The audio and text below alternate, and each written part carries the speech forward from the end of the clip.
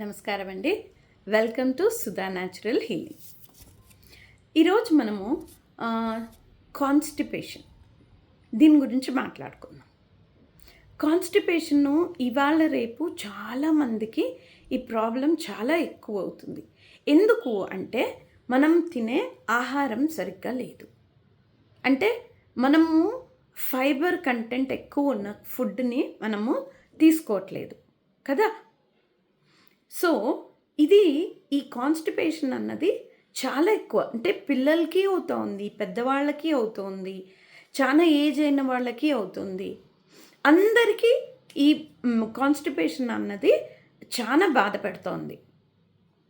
So ఈ ప్రాబ్లంకి food విధంగా మనం ఏం చెయ్యొచ్చు అంటే మనము ఫైబర్ ఎక్కువ ఉన్న ఫుడ్ తీసుకోవాలండి. ఫైబర్ లేకుండా రిఫైన్డ్ ఫుడ్ తింటున్నాం కాబట్టి మనకి కాన్స్టిపేషన్ ప్రాబ్లం అన్నది చాలా ఎక్కువ వస్తుంది. ఓకేనా. దీనికి మనము ఒక చిన్న అంటే ఇప్పుడు చిన్నపిల్లలకి ఎవరికైనా మనము ఇమీడియట్గా ఒక ఫుడ్లో సొల్యూషన్ ఇవ్వాలి అనుకుంటే మనము ఈ బనానా కానీ యాపిల్ కానీ మనము బాయిల్ చేసాన పిల్లలకి పెట్టచ్చండి.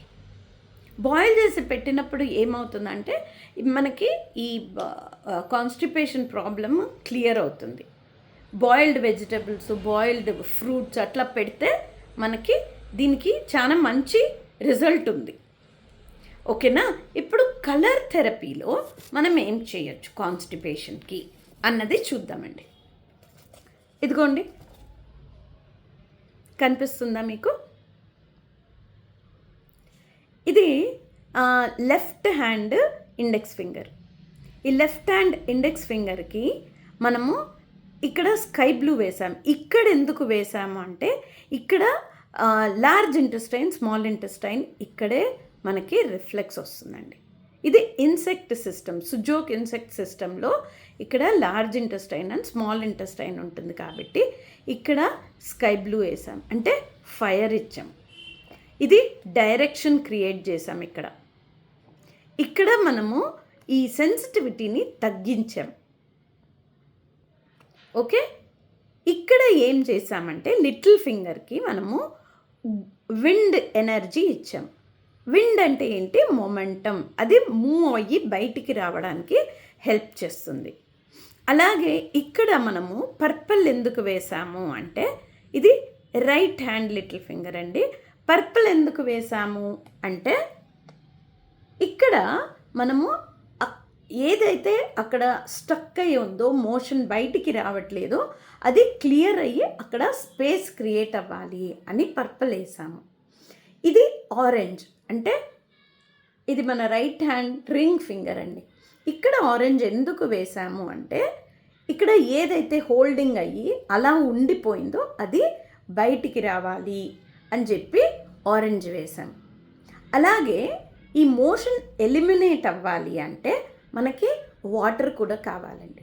సో ఇది వాటర్ ఫింగర్ అంటే జలతత్వం ఫింగర్ కాబట్టి ఇక్కడ నేను గ్రీన్ వేసి అక్కడ వాటర్ ఎలిమెంట్ కూడా ఇస్తున్నా. ఓకే.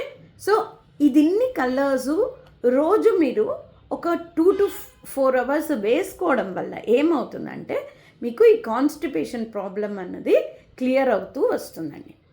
అలాగే ఇప్పుడు సీడ్ థెరపీ, నేను ఫుడ్ చెప్పాను, కలర్ థెరపీ చెప్పాను. సీడ్ థెరపీలో ఏం చేయొచ్చు?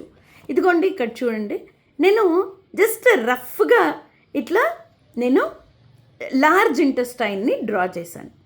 లార్జ్ ఇంటెస్టైన్ రిఫ్లెక్స్, ఇది సుజోక్ స్టాండర్డ్ ప్రకారంగా ఇది లార్జ్ ఇంటెస్టైన్ రిఫ్లెక్స్ అండి.